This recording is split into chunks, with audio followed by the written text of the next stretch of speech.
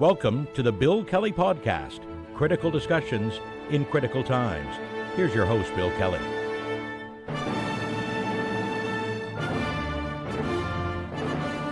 And welcome to another edition of the Bill Kelly Podcast, critical discussions in these critical times. I am your host, Bill Kelly. It's good to have you with us today. We are drawing ever closer to the Canadian election. April 28th is when it's coming up. Seems like it's gone on forever, though, doesn't it? But it is a very short time frame, and that really puts the pressure not just on the politicians or those seeking office, but on you and me as voters to make sure that we are smart and that we are educated and informed about exactly what's being promised, what are the implications, and more importantly, who's making the promises. And to that end, and I always appreciate the feedback that we've received on the podcast, but a lot of folks asking us for a little more in-depth discussion about the candidates, especially the two main candidates here, Mark Carney and Pierre, and exactly what they're saying, and just what's this all about, and you know, how much of it is truth and how much of it is fiction. Which are good questions, by the way, because we have been inundated in these days with elections with false information. I know even a number of the responses that I've received in the podcast on our webpage are bots. They're manufactured someplace else, as we've done a little digging and tried to explore exactly where some of the comments are coming from. They're coming from offshore, like Europe, Southeast Asia, places like this. So they have no interest at all in this. I mean, they're manufactured especially to try to stir discontent. Add to that the fact that CSIS, of course, here in Canada, has already told us that they have strong information that there is an anti-Mark Carney campaign that's going on and to try to mislead Canadian voters about what's going on. That's interesting, isn't it? And that's, of course, the usual misinformation that's been happening over the last little while. And so it's going to be extremely difficult for some people to try to through this and to find, okay, which is BS here and which is all legitimate stuff. It's very difficult because a lot of people that are very savvy when it comes to electronics and internet and the sorts of things that we're dealing with right now are saying that, yeah, this is high profile stuff and these people know what they're doing. And we are easily fooled in situations like this, partly because of preconceived notions that we have. And I talked about this in one of our previous podcasts. So, you know, people telling me, well, I'm going to vote so-and-so because that's what my family's always voted. And I'm strongly suggesting, especially in this election, first of all, don't protest vote. We saw that happen down in the States and with disastrous results. People that probably should have voted Democrat but didn't like one or two things about Biden or this policy on Gaza or that policy. So they simply said, okay, we're not going to support that. Well, look who they got. And look what's happening in the States right now, economically, socially, and everything else. So we got to be smart and savvy about this and be pragmatic about just what we're going to be doing and how we're going to vote on this. And it's important here, too, because the same sort of thing can happen. And that's why I want to talk about some of the issues that are going on here. And, of course, we're at the point now where a lot of the political parties are going to try to pivot, if they're able, to try to make up ground as we get closer and closer to Election Day. So back to Poilievre for just a second and some of the things that are going on. The characterization that the Conservatives are trying to put across right now is that he's for seniors. He's for low-income people. And I've always mentioned on this podcast and for years and years on the radio show that something that I have tried to adhere to, and I think it's probably in our best interest that all of us do this, is don't just listen to what they say, watch what they do, because that's very telling. And Poilievre, I think, is an example of that when you look at this. Here's a guy who says that he's looking out for seniors' best interests. Well, that's a noble thing to say, but look at his voting record. I mean, he's been in the House of Commons for quite some time. 2016, as a for instance, the government boosted guaranteed income supplement payments by 10%. Poilievre voted against that. Another example, in 2020, I believe it was, the government increased old age security pensions by 10%. Poilievre voted against that. Now, all the time he was doing this, because he doesn't want to support seniors, that's what he says when his vote goes that way, Poilievre didn't do anything about his own pension. He's got this filthy rich pension. He's fully qualified and fully vested in this pension. Even in the dark days of COVID and other things that were going on, MPs still got their money for their pension. That still happens. So he's looked after himself. He's got his own little nest egg. But by voting the way he did on GIS and on old age security, it's pretty obvious that Poilievre really doesn't give a damn about seniors or their plight when it comes to some of the issues that they're facing these days. The grocery scandal that's gone on for the last little while. about pricing and price fixing. And that's not just an allegation. It's been proven in court that Loblaw and other companies were actually jacking up prices arbitrarily and fixing those prices. And we as consumers got ripped off as a result of that. Poilievre was awfully quiet about that. And one of the reasons why, as we've explained, is that one of his senior people in his staff actually used to be a lobbyist for the grocery industry. So he's not going to bite that hand because, well, he seems to be inclined to favor the people that are running the grocery stores, the ones that are setting the prices, as opposed to the consumers, you and I, who are the ones who are victimized by those sorts of things that are going on. Again, watch what he says, yes, but watch what he does. Those are the sorts of things that come down to. And there's so many other examples of this as well when you start looking at his voting record. I mean, this is a guy that voted against the National Child Care Program. As a matter of fact, if you want to go back a few years, the Liberals in the Paul Martin days in 2005 did initiate and have agreement with most of the provinces of national child care. Stephen Harper got elected, along Poilievre, of course, was one of the people that got elected in that election. First thing they did was scrap the plan. And it took years of renegotiation after the Harper government was defeated to bring that back and to finally get a national child care program. Poilievre doesn't want it. He doesn't want dental care. That's another initiative that has been the byproduct, I guess, of the last number of years of the Trudeau government.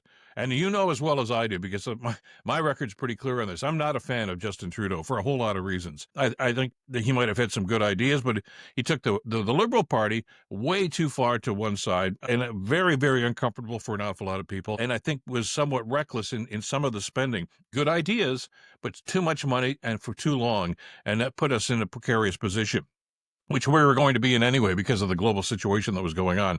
So this is not, hey, everything Trudeau did was right and everything the Conservatives did was wrong. But what it is these are the programs that were put in place to try to help Canadians through some of those rough times.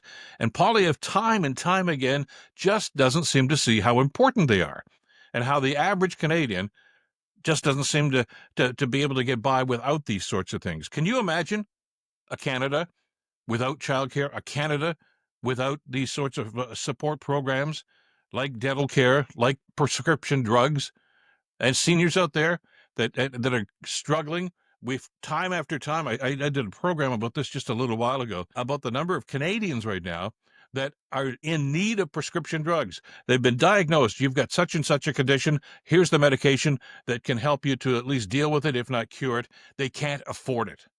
They can't afford the prescription. It's so important for us to have these sorts of social safety net programs. And don't, for the love of God, tell us that you can't afford it. Canadians need it and they can't afford it. It's all a matter of priorities. And if a government really and truly believes in and is supportive of those that are in need, those that need a helping hand in our society, you find a way to make it happen.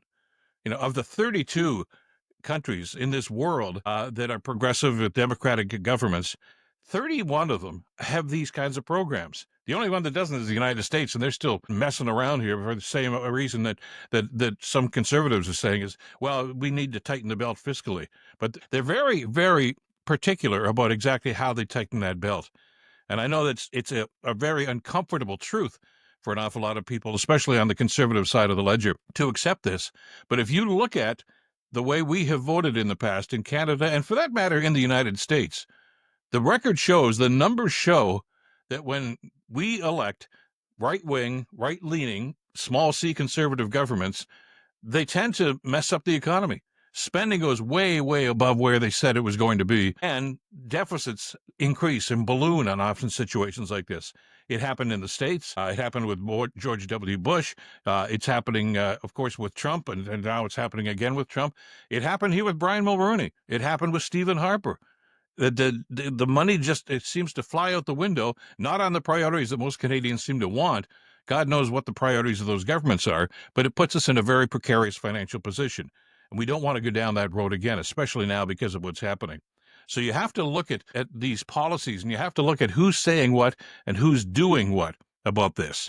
And then you get into some of the other issues that I think are so very important in this, too, about personal wealth, for instance, between Poilievre and Carney. And the Conservatives tried to make a big deal about Carney's past, very successful financial past, but now they're going to try to say that, well, yeah, but there's some dark sides to this. and they talk about Brookfield and running a number of the investments through tax-free shelters in other countries. And then we find out this week that Poilievre's investments are actually being handled by Brookfield. And that's not to suggest that he's doing something wrong, because Carney wasn't doing anything wrong.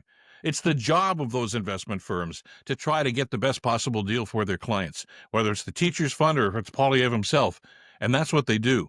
And of course, when that money accrues back to them in the way of dividends, you pay taxes on it. I'm sure Poilievre will, as others will too. So, as one economist and one economic professor at the University of Western Ontario said just a little while ago, it's a nothing burger. They're trying to make a big deal out of nothing. But some people that want to believe that there's something going on there are going to believe that. The other issue that I do want to touch on, because I'm getting a lot of feedback and response about this, is this whole idea about security clearance. And I have advocated on this podcast that I think it's important, because I know it's important, especially in these times, about what's happening. Poilievre, as we know, uses to get a security clearance. And his excuse for this, of course, is that if he does this, it's going to handcuff him and he won't be able to talk about some of these issues. Well, that is balderdash.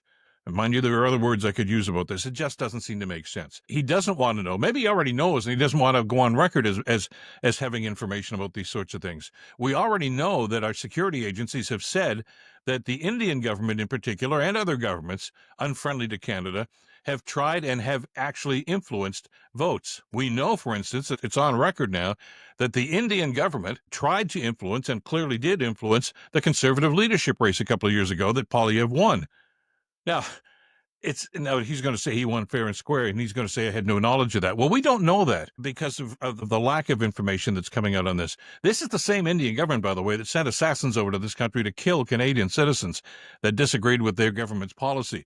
Is that really the kind of guy that you want on your side when you're running for public office? Questions that we need to ask ourselves, and more important, that we need to ask about this. Poilievre's idea that it will hamstring him is just totally bogus. The Prime Minister at that time, Justin Trudeau, got security okays, of course, and he was briefed on all this stuff. He spoke about it in the House of Commons. Others did too. The problem here that they're trying to blow up is you can't name names. You can't make accusations, but you can certainly talk about some of the information that's available there.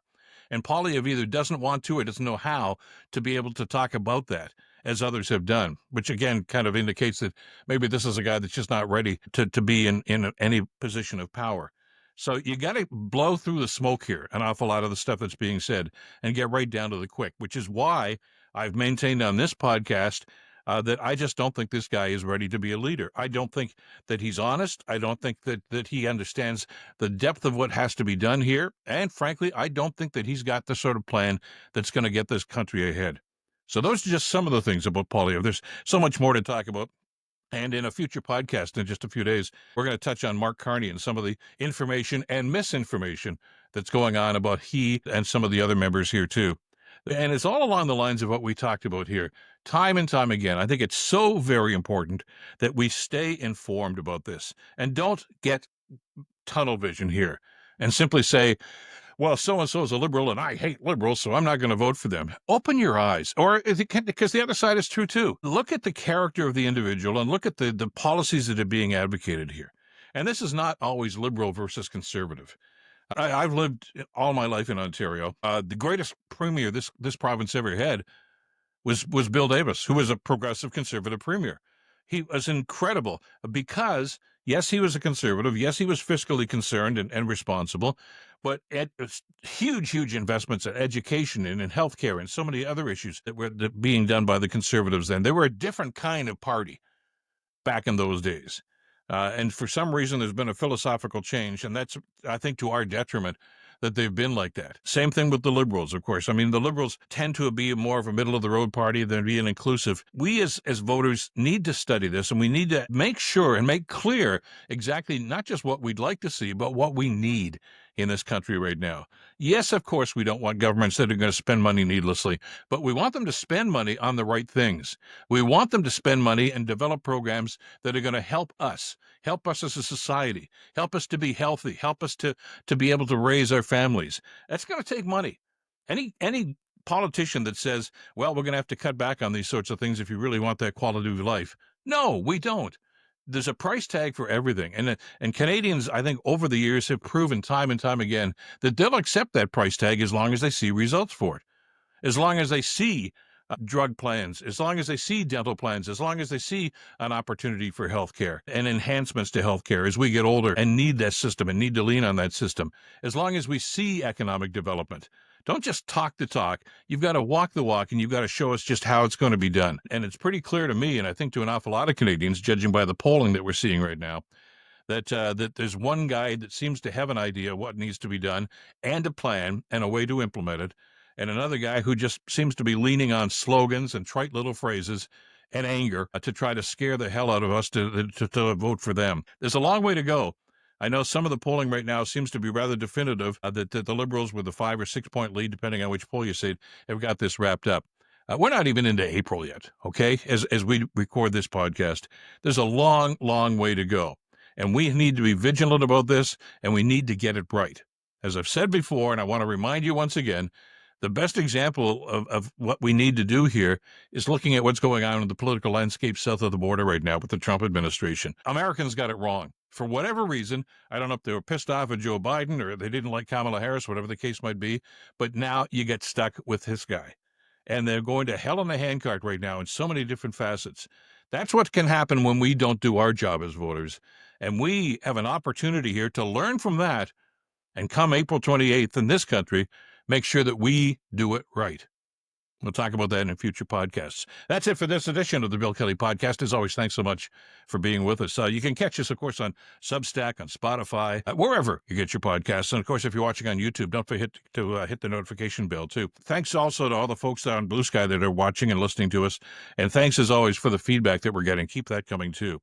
And until the next time, stay in touch and stay informed. Bill Kelly Podcast brought to you by Wizen's Law, personal injury lawyers. Listen, you didn't choose to get injured, but you can choose the right lawyer. Wizen's Law, 905-522-1102 or wizenslaw.com.